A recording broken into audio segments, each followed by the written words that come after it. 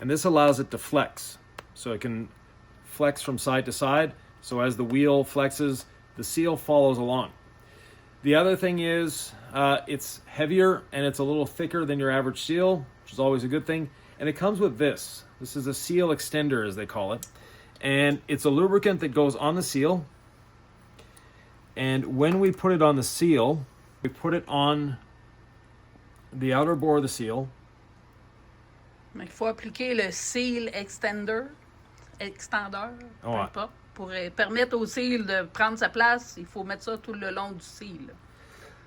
So when you're installing, this acts as a lubricant. But as you go along, and as the seal takes about half an hour, it actually swells the rubber on the seal. So if you have any little imperfections on your axle, it's going to help fill in those little imperfections and also lock the seal in place. Et que cette chose-là permet vraiment au rubber de prendre la place, toute la place, pas laisser de jeu dans le rubber. And it just fits in by hand. I didn't need to hit it with a hammer. I didn't need to do any of that. It just went in quite easily by hand, and that's the way they designed it. Now, if you have to, you can do it this way. Il a pu, Yvan l'a rentré juste avec les mains, même pas eu besoin d'utiliser de la force pour que ça fonctionne. Now, the seal goes on the spindle here a little farther than your average seal. It sticks up about 1/8 of an inch further. So it has a bigger bearing surface on here.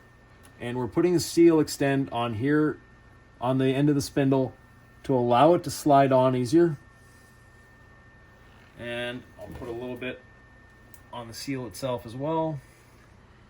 Yvan il a mis de l'expander sur le bout, à l'autre bout, où ce que le seal devrait s'asseoir. Puis il en remet ici à l'intérieur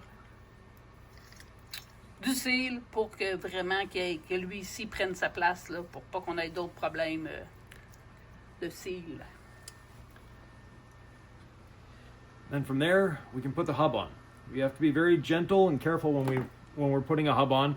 We don't want to caulk it. We want to make sure that it goes on, and we want the bearing to go on here easily. And there's this little protrusion here.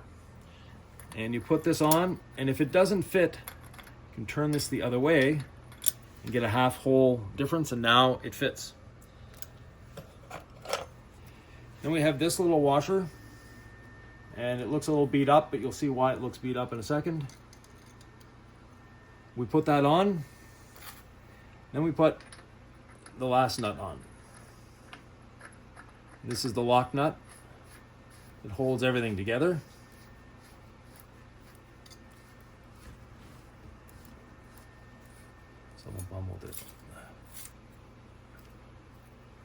Friends, Camion Granby, a local truck shop here. Now I'm going to be overfilling this because I know it's going to be running through that bearing and into the other bearing. And we're not going to go for a drive today.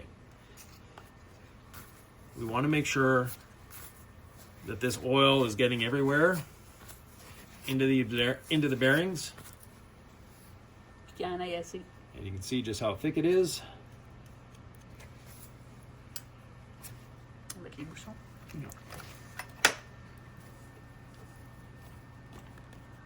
Inspect the seal on this to make sure it's clean and it has no dirt or grit on it.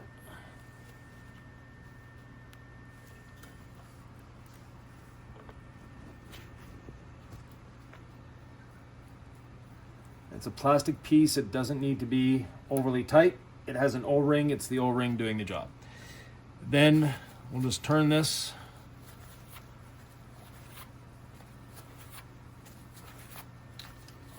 Avec le petit bouchon vert, il n'y a pas besoin d'être très très serré parce qu'il y a vraiment un O-ring qui est tout le tour. Fait que c'est lui qui fait la job. Oui, il a besoin d'être serré, là, mais il ne faut pas capoter.